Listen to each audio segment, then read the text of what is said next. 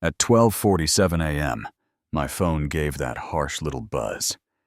It only uses when something is seriously wrong. The screen showed a red power graph, spiking so high it looked like a skyscraper. And through the blinds, I could see a silver EV in my driveway, with a cable running from my wall to her charge port, like a snake that didn't ask permission.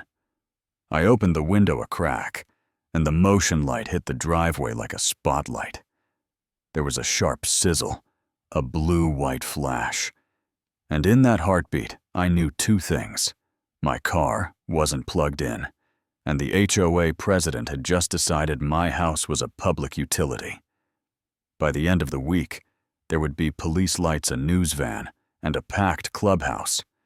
But in that first moment, it was simple. Someone crossed my line and crossed my. My name is Miles Carter, Ridgeview, Arizona, and I'm the kind of guy who labels the bins in his garage and sleeps better because the labels are straight. I'm a solar systems engineer, not because it's flashy, but because it's orderly. Panels feed a battery. The battery feeds my level 2 charger at night, and a small tablet on my dresser tells me where every electron goes. I'm not chasing gold stars. I just like rules that make sense. If I follow code and keep my gear clean, I get to be boring, and boring is underrated. Our place is small, but ours a jacaranda. Dropping purple petals on the walk, my wife Lena.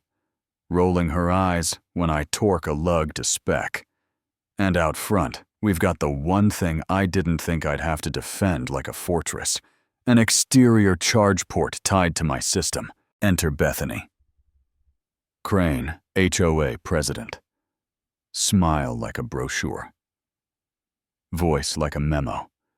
The kind of person who will fine you because your trash can sat out for 11 extra minutes, but call her own hydrangeas creeping over the sidewalk. A landscape flourish. You know what I mean. That first night I walked out shirtless in bare feet because anger doesn't wait for shoes. The concrete was cold, and it helped. And there she was in a silk robe, arms crossed, scrolling her phone. While my charger hummed. Evening miles just topping off, she said, like my driveway was a convenience store. This isn't a community charger, I told her, and she gave me that patient kindergarten teacher look and said, "It's outside. It helps our neighborhood's green image. We're all in this together." I said together doesn't mean your car in my outlet. She said she needed 80% by morning. I said unplug. She asked, or what? And something in me clicked from outrage to logic the way a relay snaps closed. If conversation is a dead circuit, you reroute. Or you can find out, I said, and went inside. I didn't sleep, but not hot, angry. Cold, angry. The kind that sharpens rather than blurs. And by sunrise, I had a plan on a legal pad and bad coffee in my hand. Layer 1, a steel lockbox over the handle. Weatherproof, tamper-resistant, ugly enough to be clear combination I can change whenever I want. Layer 2, a hidden upstream breaker in a small, unmarked box where nobody would casually look. If it's off, the shiny charger on the wall is just sculpture. Click dead. Click alive. Layer 3, RFID. Access the charger won't energize without the right tag. I tucked one in my wallet and stuck a little disc on the back of Lena's phone tap. Green light. Relay. Click. Power flows, no tap. Nothing. Layer 4, the black box, not the airplane kind, but the truth kind. A weatherproof unit with a microcontroller current and voltage sensors, and a fast contactor that drops power. If anything goes sideways, stamped timestamps on an SD card. So every second has a line of truth. No games, no spikes, no stunts. Just a seatbelt for electrons. I wired it slow and clean. Heat shrink Roper gauge torque. Right code. Tight tested each layer. Like I was teaching it to behave. Unauthorized attempt. Alert buzzed my phone exactly like it should. Simulated fault gave me that sweet thunk as the contactor dropped, and I stood in my garage with the smell of warm dust. Thinking, I'm not going to yell, I'm going to let the system speak for me. For a week she drove by slow eyes on the lockbox, and at the mail kiosk, she gave me that thin smile that says this isn't over. People like Bethany translate no into try harder. I checked cameras each night, 2 small domes under the eave that framed the driveway like a stage, the black box recording the hidden breaker, ready RFID on duty.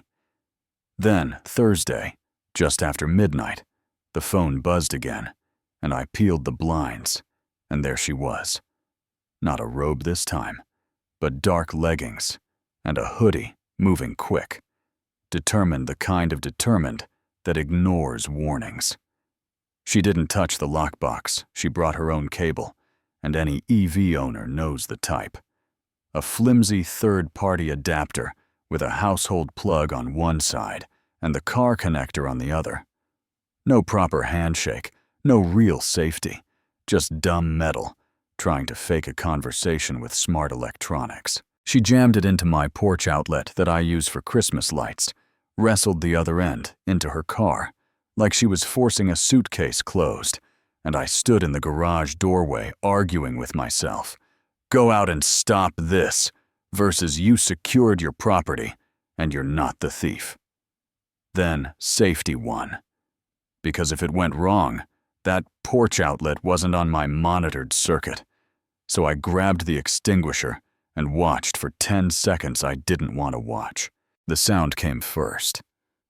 That mean bacon sizzle, then a pop and a brief blue. White arc right at the charge port. A puff of black smoke that hit the back of my throat, even through the door, and a little orange tongue of flame licking along the seam like it wanted to grow. I ran, pulled the pin.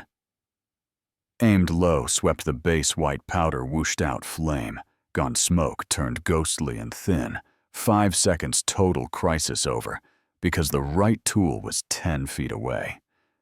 What I expected was a shaken thank you, or at least a quiet nod. You know, basic humanity. What I got was a full switch flip to attack mode. You sabotaged me, she shouted, finger in my face. Your equipment is faulty. You set a trap. Yeah, that happened. I said she used a cheap adapter that had no business being anywhere near an overnight charge. I said I just kept her car from becoming a torch. She looked past me like a hawk and locked onto the little gray monitor box with the blinking light that says, I wrote everything down, popped the latch with her nails, yanked the SD card like it was a winning lottery ticket, hissed. This is evidence, and ran. I didn't think I moved. The extinguisher clanged on the concrete, and I chased. We cut through Omar's yard, and his porch light snapped on. Everything okay? He called. And I said as we ran. She took my data card, and I need it back. She stumbled in the grass. I gained, then headlights swung, and a county cruiser rolled up, calm red and blue, washing the street like soft thunder. The deputy stepped out with that measured hand on the belt, and Bethany turned on the tears like a faucet. Officer, thank God he attacked me and tried to burn my car. I held my hands out, palms open, and said, I'm Miles. That's my home. That's our HOA president. She's been stealing electricity, and tonight she used an unsafe adapter. There was a small flame. I put it out, then she stole the SD card from my monitoring box that logs my charger circuit. It's in her hand. His eyes went to her fist. Ma'am, open your hand, he said, soft, but not gentle. She hesitated. Did the math uncurled her fingers, and he slid the card into a little evidence bag, like he'd done it 100 times.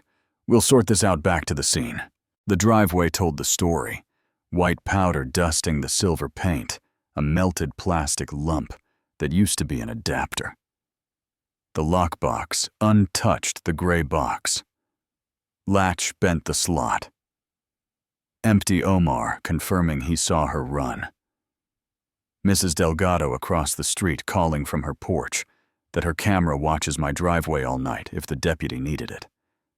By morning, the fire marshal's preliminary note was as dry as a cracker, and exactly what you want. Localized failure at third-party adapter. No fault in homeowner installation, primary charger locked and non-energized.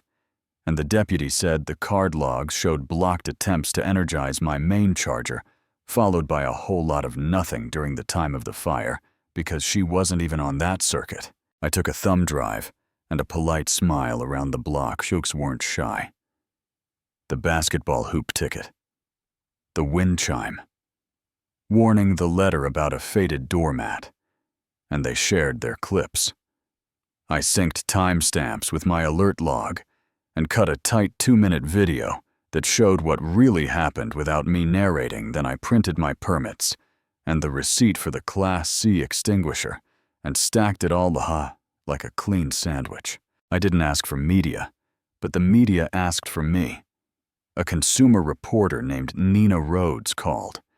Said she'd heard there was an HOA and a fire and a fight over what's right. I said, "I don't want a circus. I just want my house to be my house," she said. That's the story. We walked through the garage on camera.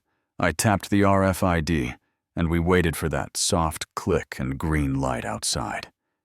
She filmed the scorch ring inside. She watched the 2-minute edit without blinking.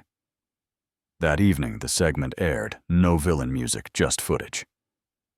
Permits is the marshal's note, a knock at Bethany's door, and a polite no comment, and suddenly, the quiet guys on my street, who never say anything, were texting me that they'd seen enough. That line crossing wasn't a one-time thing. The clubhouse is usually 10 chairs and stale cookies that night. It was standing room backs against the trophy case, and the board looked like they wanted a trap door.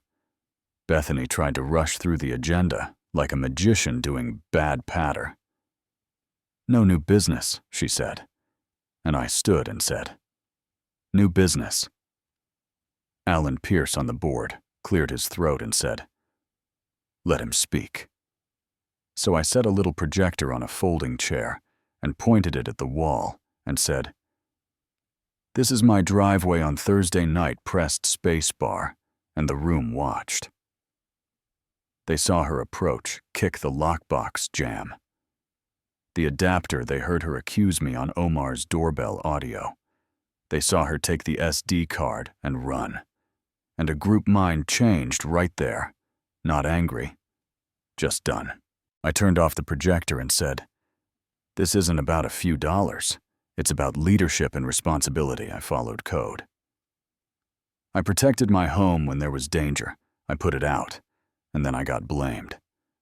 I'm asking for a vote of no confidence to remove Ms. Crane as president and reimbursement for my damaged outlet cover and the extinguisher. Alan asked if she had anything to say. She opened her mouth and closed it. Hands went up like tall grass in a steady wind. Unanimous, except hers. "Motion passes," he said, and the room let out a breath. It had been holding for a year. I handed over receipts. The board nodded, and I held up one more paper, a temporary restraining order that says, "Keep your distance," because a boundary isn't a wish. It's a line the law can see. I wish I could say it ended. There, life isn't a movie. Some folks whispered that I over-engineered, that I escalated by locking down what used to be an informal favor. Others said a calm conversation fixes anything. And maybe it does, until someone looks at your outlet and says, "Community," when they mean control.